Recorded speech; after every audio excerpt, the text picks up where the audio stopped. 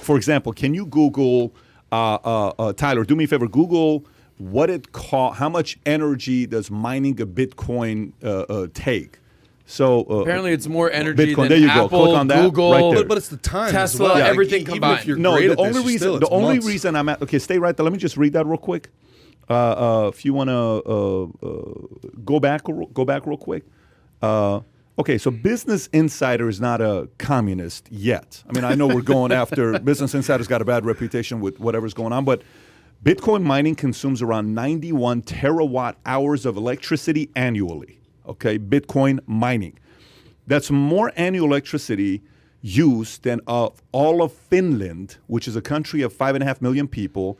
That's almost 0.5% of all of the electricity consumption worldwide, and a 10 times jump from just 5 years ago. Mm-hmm. So this isn't a, Reddit crazy, guy that's saying this. So go into the article. Let's read a little bit more.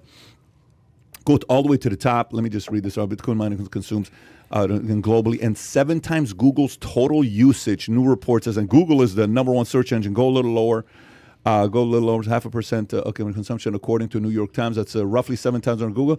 Bitcoin's negative environmental impact is expected to become a bigger issue as cryptocurrency gains more popularity. Okay, by the way, I see the fact, if New York Times is saying this and they're linking it to environmental impact, you already know where this is going next. Yep. See more, so go a little lower, see what else they're saying about this. It is difficult to measure exactly how much energy Bitcoin mining consumes, but a new analyst by the New York Times shared some staggering input. Okay, and that's the stuff that we just read right now. So it's not, it's not just one person saying it or 2 people saying it. Sure. I'm really trying to find out for myself. If we're going in a direction right now where we keep printing money, okay, which has been the strategy for the last 24 months. Yep. Okay, and the printing of money is not left and right. Bush started it back in the days absolutely. with, we can talk about quantitative easing that started with. Who's the first Greenspan? Was it Greens? Okay, Alan they start. Greenspan. Alan Yeah. Greenspan. So hey, quantitative easing is actually a good thing. We go give money to the banks, and they buy shitty business that's out of business, but Yep. you're putting money in there, and hopefully the money is going to go to the middle income. And then eventually realize the more they're doing that, inflation, next thing you know, we got 6.2%. We can't wait to see what the numbers are going to be next. So for me, I would like to see a potential different currency that holds everybody accountable, that you cannot manipulate, specifically the government cannot. So it would be kind of cool to have a different currency. Some said, hey, we're going to go to gold standard. Peter Schiff, gold standard. Nothing's happened with gold the last 18 months. Right. I own gold. Nothing's happened with gold in the last 18 months, right? So if there is a possibility of us going on something that publicly you can count and they can print, that'd be a beautiful thing. But the fact that it takes that much energy in today's climate, don't you see that as an issue? I don't. In fact, if you look at Bitcoin mining versus what is going on in the rest of the world, you're ignoring, yes, Google. And Google is a big player, but they're not the only player. If you look at the entire global economy and what they are doing in order to bootstrap whatever we call the global financial system, so all of these things, all these players, they're using exponentially more energy than Bitcoin. Now, here's my problem again with Bitcoin BTC is that what are we doing with all that energy on BTC? What we're essentially doing is securing a bunch of coins that are sitting on people's paper wallets or Ledger Nanos or whatever. They're sitting there, they're not doing it. They're not creating anything with that money. And this is a problem for me too. This is why I actually argue that the BTC community has become bourgeoisie, whatever. They're very, they've got a communist penchant to their behavior. They're not building things with Bitcoin. They're not using Bitcoin as a tool to disrupt the actual economy. And so it does become a problem. Then it does become wasteful. If this is just securing what's in my wallet, that is a problem. And it's not a problem for me to go out and physically change for someone else. It's incumbent upon me to build business use cases that supersede that. So imagine if what I was doing with Bitcoin was replacing Twitter, for example. Twitter's a giant nightmare of a company. They're a terrible company, but everybody uses them because everybody's there. But they're also very wasteful. Think about how much server space exists just to keep Twitter online. Now, if we were to move over to Bitcoin, BSV, for example, has the Twitch network, which you have an account, as I recall. I do, yeah, I do. I spoke to the founder of it. Him and I went back and forth. I had different interests with them, but I do have an account with them. And so So what they've done is they are putting everything on chain in the stack. It's up in Bitcoin. It runs in Bitcoin. It's not using other infrastructure. So we can eliminate Amazon Web Services and Microsoft Azure and all these other things that are also consuming a lot of energy. But it also has the added benefit of extreme censorship resistance. People can have political opinions that are maybe unsavory, but can't be deleted just because Jack Dorsey or this new goon CEO can, well, I don't like the sound of that. And it's all on chain. It's secured by proof of work. And again, this proof of work, this brute forcing of ideas. So imagine the hash. We talked about brute forcing hashes. Imagine brute forcing every idea and making every node around the world use that power, use that energy to take conflicting ideas. Try to speak to the audience as if they're a fifth grader right now, because you went to I know. So come back and simplify for us. Let me go back to the question. Here's a question. If it requires this much energy that people say it requires, you want to use the example of Twitter. Yep. It's 7 times Google, which means Twitter's probably freaking nothing. Smaller, yeah. It's nothing compared to Google, right? I mean, you can't even compare it to. It's probably 700 times Twitter, if not more, right? So that comparison argument, somebody might find a leak and poke it and say, I don't know about what you're saying here. All I'm going back to is, remember, I would love to see an alternative to fiat currency. I think most people would love that, where the government cannot just say, let's go mine 50 million more Bitcoins. Yeah. You can't bullshit like that, right? Sure. So we don't have to worry about all the other stuff. Why is this constant conversation about how much energy it requires to mine a Bitcoin?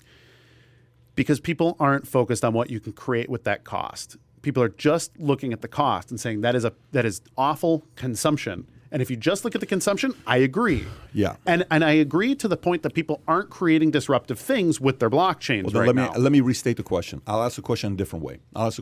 So, for example, okay, we'll talk about Mafia States of America. We'll give an update before the whole thing ends because people need to know what's going on with that. But hypothetically, okay, how many total hours have we put into Mafia States of America? Total, everybody, team.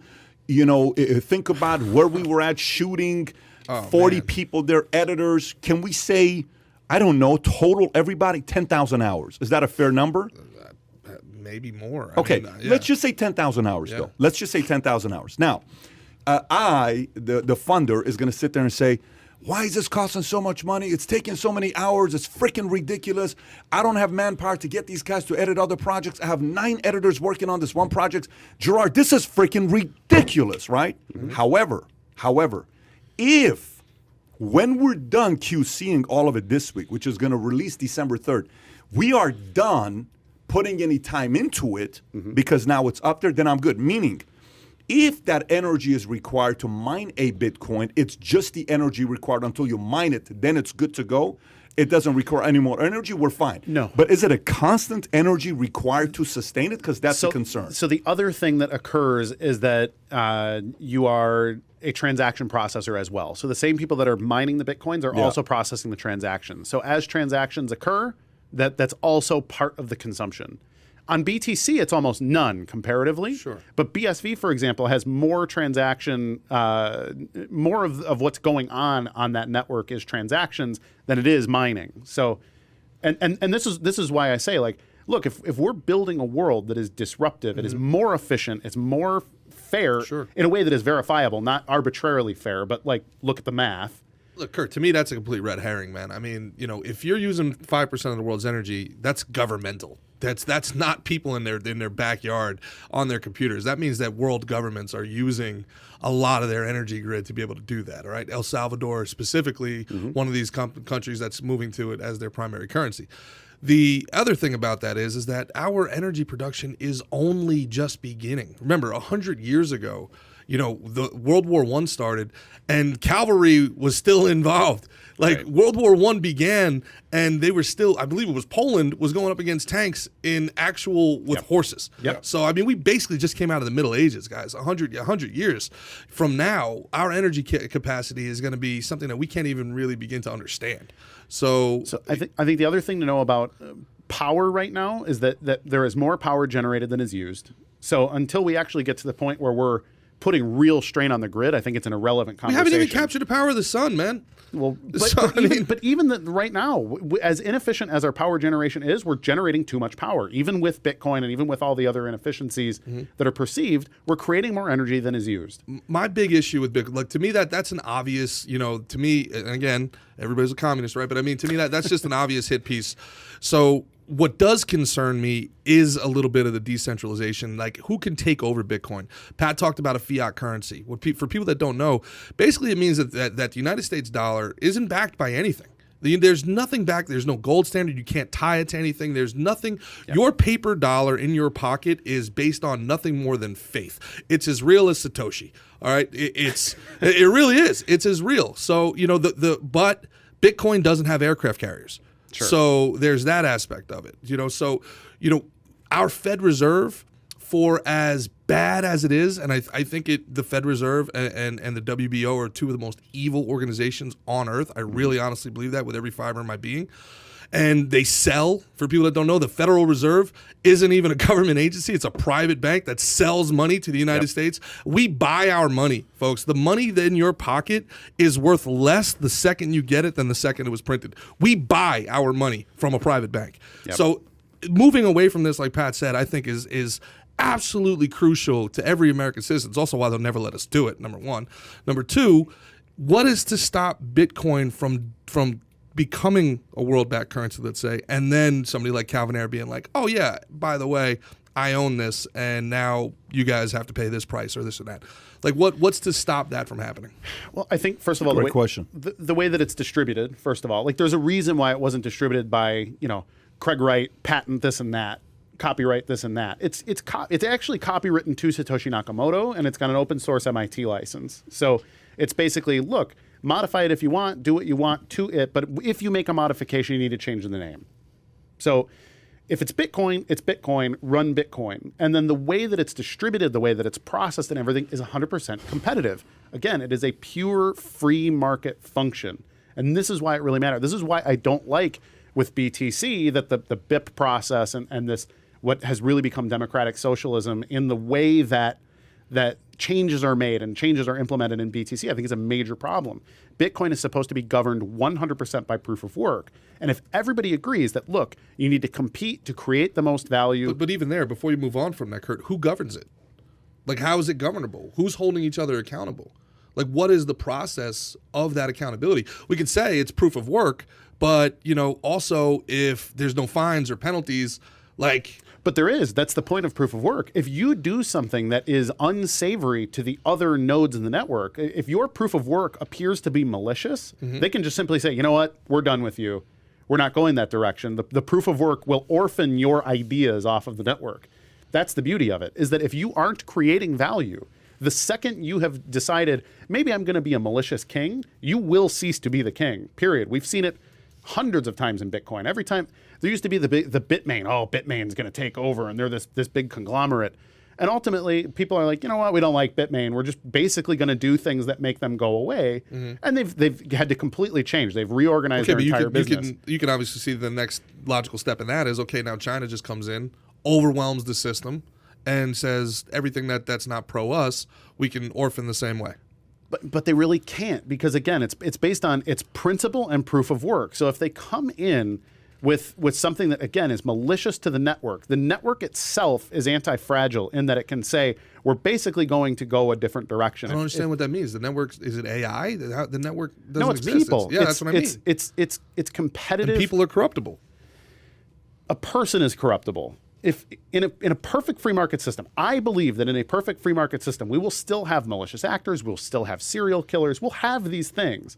But if we are all able to compete 100% to be anything we can be, if we can cooperate better, whoever cooperates best will win, and they should win. But the way that they win is by creating the most value for the rest of everyone else. So I would actually hope that communist China says, okay, we need to mine, we need to participate in this economic disruption by being a node on the network, because it will create incentives that make them better people too. That's my desire. I want governments to stop having cold wars and hot wars with each other. I want them to have to mine about it. They need to brute force their ideas. That's what mining is. It is brute forcing to find the best path forward And I would rather have these things brute forced rather than we're invading each other's countries or whatever. So if you enjoyed this little short segment from the podcast that we did, here's another short segment to watch. Or if you want to see the entire podcast, click over here. Take care, everybody. Bye-bye.